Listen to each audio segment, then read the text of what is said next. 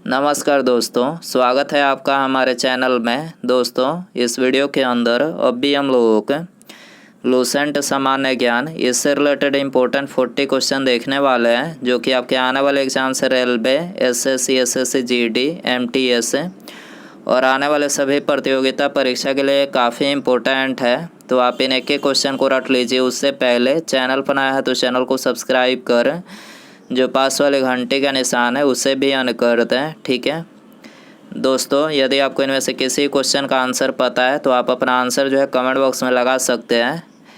तो देखिए, यहाँ पर हमारा पहला क्वेश्चन है, भारत के संविधान के अनुच्छेद 51 क के अधीन उपबंध किससे संबंधित है? तो देखिए, ये संबंधित है मूल कर्तव्य से, ठीक है। करेक्ट आंसर डी हो जाएगा। इसके अलावा यदि हम बात करें पंचायती राज का प्रावधान, ये कौन से अनुच्छेद में है? तो ये अनुच्छेद 243 में है। त्रिस्तरीय पंचायती राज ये अनुच्छेद 243 बी में है, ठीक है। और शिक्षा का अधिकार ये कौन से अनुच्छेद में है? तो शिक्षा का जो अधिकार है तो ये भारतीय संविधान के भाग 3 में एक मौलिक अधिकार के तहत अनुच्छेद 21(1) के अंतर्गत शामिल किया गया है। और नागरिकों के लिए एक समान सिविल संहिता ये कौन से अनुच्छेद में है? तो ये अनुच्छेद 44 में है, ठीक है। आपको याद रखना है। क्वेश्चन नंबर 2 है, भारतीय संविधान का 79वां संशोधन संबंधित है।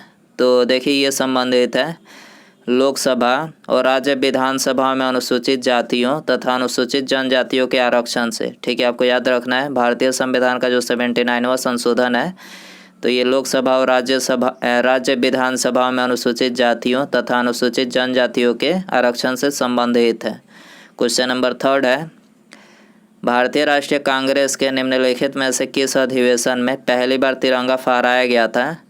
तो देखिए, पहली बार जो तिरंगा फहराया गया था 31 दिसंबर 1929 को लाहौर कांग्रेस अधिवेशन में, ठीक है। करेक्ट आंसर सी हो जाएगा। इसके अलावा तिरंगे को राष्ट्रीय ध्वज के रूप में कब स्वीकार किया गया? तो राष्ट्रीय ध्वज के रूप में जो है ये 1929 में स्वीकार किया गया था। क्वेश्चन नंबर 4 है, पानीपत की तीसरी लड़ाई जो कि 1761 में हुई थी तो उस समय मराठा शासक कौन था? तो देखिए, उस समय जो मराठा शासक थे वो थे बालाजी बाजीराव, ठीक है। आपको याद रखना है, बालाजी बाजीराव। क्वेश्चन नंबर 5 है, काकोरी षड्यंत्र के तहत काकोरी और लखनऊ के बीच में ट्रेन में डकैती हुई थी तो ये कौन से सन में हुई थी? तो ये 1925 में हुई थी, ठीक है। करेक्ट आंसर सी हो जाएगा। क्वेश्चन नंबर 6 है, महात्मा गांधी के बंदी होने के बाद नमक सत्याग्रह का नेतृत्व किसने किया था? तो करेक्ट आंसर ऑप्शन सी हो जाएगा, अब्बास तैयब जी ने, ठीक है। महात्मा गांधी के बंदी होने के बाद नमक सत्याग्रह का नेतृत्व किसने किया? तो ये अब्बास तैयब जी ने किया था। क्वेश्चन नंबर 7 है, मानव विकास रिपोर्ट निम्नलिखित में से किस संस्था द्वारा प्रकाशित किया जाता है? तो करेक्ट आंसर ऑप्शन डी हो जाएगा, यूएनडीपी संस्था के द्वारा मानव विकास रिपोर्ट जारी किया जाता है। यूएनडीपी की फुल फॉर्म क्या है? तो देखिए, इसकी जो फुल फॉर्म है वो है यूनाइटेड नेशंस डेवलपमेंट प्रोग्राम, ठीक है। हिंदी में संयुक्त राष्ट्र विकास कार्यक्रम। क्वेश्चन नंबर 8 है, निम्नलिखित में से किसने पहली बार भारत के लिए संविधान सभा के सिद्धांतों को स्वीकृत किया? तो करेक्ट आंसर ऑप्शन ए हो जाएगा, पहली बार अगस्त प्रस्ताव ने स्वीकृत किया था, ठीक है। आपको याद रखना है। क्वेश्चन नंबर 9 है, प्राण एवं दैहिक स्वतंत्रता के अधिकार का उल्लेख किस अनुच्छेद में है? तो करेक्ट आंसर ऑप्शन बी हो जाएगा, अनुच्छेद 21 में, ठीक है। प्राण एवं दैहिक स्वतंत्रता का अधिकार कौन सा उल्लेख अनुच्छेद में है? तो ये अनुच्छेद 21 में है। इसके अलावा अनुच्छेद 24 है, इसमें जो है कारखानों आदि में बालकों के नियोजन का प्रतिषेध है। अनुच्छेद 20, इसमें अपराधों के लिए दोष सीधे के संबंध में संरक्षण है। और अनुच्छेद 20 जो है इसमें कुछ दशाओं में गिरफ्तारी और निरोध से संरक्षण, शोषण के विरुद्ध अधिकार है, ठीक है। आपको याद रखना है। क्वेश्चन नंबर 10 है, चचाई जलप्रपात किस नदी पर अवस्थित है? तो चचाई जलप्रपात बीहड़ नदी पर अवस्थित है। करेक्ट आंसर सी हो जाएगा। क्वेश्चन नंबर 11 है, निम्नलिखित में से कौन सी चट्टान प्रणाली भारत में न्यूनतम है? तो करेक्ट आंसर ऑप्शन बी हो जाएगा, गोंडवाना चट्टान प्रणाली जो है भारत में न्यूनतम है। क्वेश्चन नंबर 12 है, संविधान असाधारण परिस्थितियों में राष्ट्रपति को राज्यपाल के कृत्यों के निर्वहन हेतु उपबंध कर सकता है तो कौन से अनुच्छेद में है? तो यह अनुच्छेद 160 में, ठीक है। संविधान असाधारण परिस्थितियों में राष्ट्रपति को राज्यपाल के कृत्यों के निर्वहन हेतु उपबंध कर सकता है, तो ये अनुच्छेद 160 के अंतर्गत, ठीक है। करेक्ट आंसर ये हो जाएगा। क्वेश्चन नंबर 13 है विश्व का सबसे बड़ा थोरियम का भंडार भारत के किस राज्य में अवस्थित है? तो करेक्ट आंसर ऑप्शन सी हो जाएगा, केरल राज्य में अवस्थित है। क्वेश्चन नंबर 14 है विजयनगर साम्राज्य पर निम्नलिखित में से कौन सा राजवंश ने शासन नहीं किया था? तो करेक्ट आंसर ये हो जाएगा, कदम वंश ने विजयनगर साम्राज्य पर जो है शासन नहीं किया था। क्वेश्चन नंबर 15 है श्वेत रक्त कणिकाएँ कितने प्रकार की होती है? तो श्वेत रक्त कणिकाएँ 5 प्रकार की होती है। श्वेत रक्त कण जिसको WBC यानी वाइट ब्लड सेल बोला जाता है, इसका जीवन काल कितने दिनों का होता है? 2 से 4 दिनों का होता है, ठीक है। यदि हम बात करें RBC यानी रेड ब्लड सेल की, तो इसका जो जीवन काल होता है वो होता है 120 दिनों का, ठीक है। क्वेश्चन नंबर 16 है कर्नाटक का तीसरा युद्ध किस संधि के द्वारा समाप्त हुआ?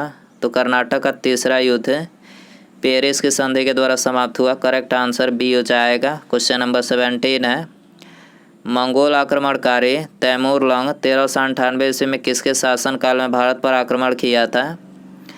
तो भारत पर आक्रमण जो है इसने नसरुद्दीन मोहम्मद के शासनकाल में 1398 में किया था। करेक्ट आंसर सी हो जाएगा। क्वेश्चन नंबर 18 है मुस्लिम लीग ने मुक्ति दिवस कब मनाया था?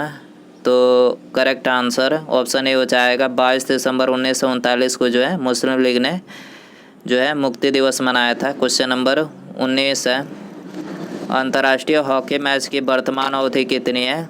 तो देखिए वर्तमान जो अवधि है इसकी वो है 60 मिनट की, ठीक है। करेक्ट आंसर सी हो जाएगा। पहले इसकी अवधि 70 मिनट हुआ करती थी, लेकिन अभी वर्तमान में इसकी अवधि 60 मिनट है, आपको याद रखना है। क्वेश्चन नंबर 20 है गांधी का अहमदाबाद सत्याग्रह किसके विरुद्ध था?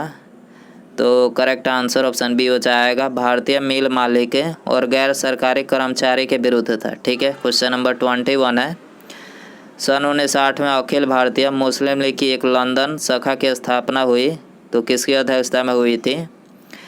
तो ये हुई थी आमिर अली की अध्यक्षता में, ठीक है। सन 1960 में अखिल भारतीय मुस्लिम लीग की एक लंदन शाखा की स्थापना हुई थी आमिर अली की अध्यक्षता में। करेक्ट आंसर बी हो जाएगा। क्वेश्चन नंबर 22 है मानक समय रेखा तथा कर्क रेखा आपस में एक दूसरे को किस राज्य में काटती है?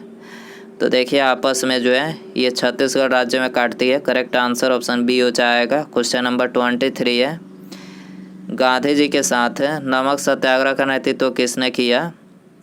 तो ये किया था सरोजनी नायडू ने, ठीक है। करेक्ट आंसर डी हो जाएगा। क्वेश्चन नंबर 24 है अराकू घाटी कहाँ अवस्थित है? तो देखिए अराकू घाटी ये आंध्र प्रदेश राज्य में अवस्थित है। करेक्ट आंसर सी हो जाएगा। क्वेश्चन नंबर 25 है राज्य विधान परिषद के कितने सदस्य विधानसभा द्वारा चुने जाते हैं? तो ये 1/3 सदस्य विधानसभा द्वारा चुने जाते हैं। करेक्ट आंसर बी हो जाएगा। क्वेश्चन नंबर 26 है गांधी जी से दक्षिण अफ्रीका में मिलने के लिए निम्नलिखित में से कौन गया था? तो करेक्ट आंसर सी हो जाएगा, गोपाल कृष्ण गोखले, जो कि महात्मा गांधी जी के राजनीतिक गुरु थे, ठीक है। इन्होंने मिलने के लिए जो है दक्षिण अफ्रीका गए थे। क्वेश्चन नंबर 27 है भारत का नियंत्रक एवं महालेखा परीक्षक निम्नलिखित में से कौन सा प्रतिवेदन राष्ट्रपति को प्रस्तुत करता है? तो यहाँ पर ये तीनों ही प्रतिवेदन राष्ट्रपति को प्रस्तुत करता है। विनियोग लेखाओं पर लेखा परीक्षा रिपोर्ट, वित्त लेखों पर लेखा परीक्षा रिपोर्ट और सरकारी उपक्रमों पर लेखा परीक्षा, यानी ये तीनों ही रिपोर्ट जो है मतलब नियंत्रक एवं महालेखा परीक्षा राष्ट्रपति को प्रस्तुत करता है। तो आंसर हो जाएगा ऑप्शन डी उपयुक्त सभी। 28 है कैडमियम प्रदूषण किससे संबंधित है? तो कैडमियम प्रदूषण इटाई रोग से संबंधित है। आंसर हो जाएगा ऑप्शन ए। क्वेश्चन नंबर 29 है पहली बार किसके द्वारा भारतीय विधायिका को द्विसदनीय बनाया गया था? तो ये बनाया गया था भारत सरकार अधिनियम 1919 के द्वारा, ठीक है। क्वेश्चन नंबर 30 है आवर्त सारणी के दौरान कौन सा तत्व की उच्चतम इलेक्ट्रॉन बंधुता होती है? तो करेक्ट आंसर ऑप्शन डी हो जाएगा, क्लोरीन की उच्चतम इलेक्ट्रॉन बंधुता होती है। क्वेश्चन नंबर 31 है निम्नलिखित में से कौन सा खाद्य स्रोत लोहे को सर्वोत्तम स्रोत है, लोहे का सर्वोत्तम स्रोत है? तो करेक्ट आंसर ऑप्शन ए हो जाएगा, सेब जो है ये लोहे का सर्वोत्तम स्रोत है। क्वेश्चन नंबर 32 है, निम्नलिखित में से कौन सा मिलान गलत है? तो देखिए करेक्ट आंसर सी हो जाएगा, आत्मीय सभा। इसकी स्थापना जो है देवेंद्रनाथ टैगोर के द्वारा नहीं की गई थी, बल्कि इसकी स्थापना राजा राम मोहन राय के द्वारा किया गया था। आपको याद रखना है, बाकी तीनों करेक्ट हैं।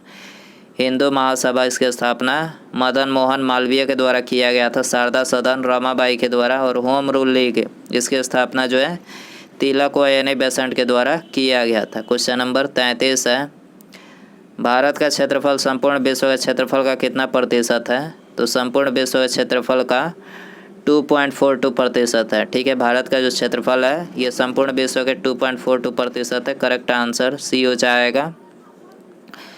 अंडमान निकोबार द्वीप समूह की राजधानी पोर्ट ब्लेयर स्थित है, तो ये स्थित है दक्षिणी अंडमान में। ठीक है, करेक्ट आंसर ऑप्शन बी हो जाएगा। क्वेश्चन नंबर 35 है, छोटा ताजमहल किसे कहा जाता है? देखिए वेरी इंपॉर्टेंट क्वेश्चन है। ठीक है दोस्तों, वीडियो पसंद आ रहा है तो प्लीज़ वीडियो को लाइक ज़रूर करें, चैनल पर नया है तो चैनल को सब्सक्राइब करके बेल आइकन ज़रूर सेंड कर दें। छोटा ताजमहल जिसे मिनी ताजमहल के नाम से भी जाना जाता है, तो किसको बोला जाता है? बीबी के मकबरा को।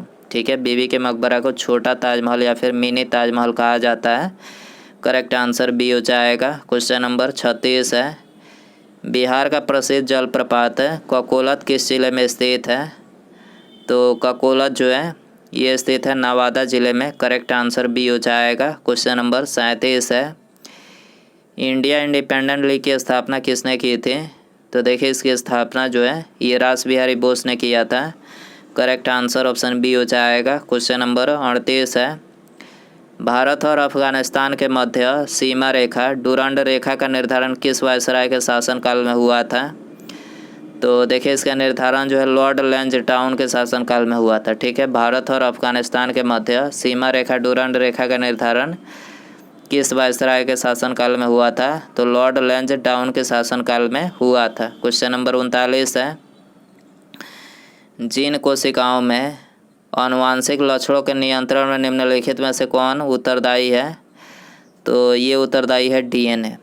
ठीक है, जिन कोशिकाओं में आनुवांशिक लक्षणों के नियंत्रण हेतु कौन उत्तरदायी है? तो ये डीएनए उत्तरदायी है। करेक्ट आंसर सी हो जाएगा। क्वेश्चन नंबर 40 है, पाकिस्तान का विचार सबसे पहले किसके मन में आया था?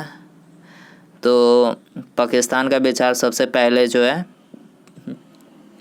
मोहम्मद इकबाल के मन में आया था। करेक्ट आंसर ऑप्शन ए हो जाएगा। उसके बाद यहाँ पर हमारा अगला क्वेश्चन है, सल्फर डाइऑक्साइड का प्रदूषण निम्नलिखित में से किसकी अत्यधिक वृद्धि होने का सूचक है?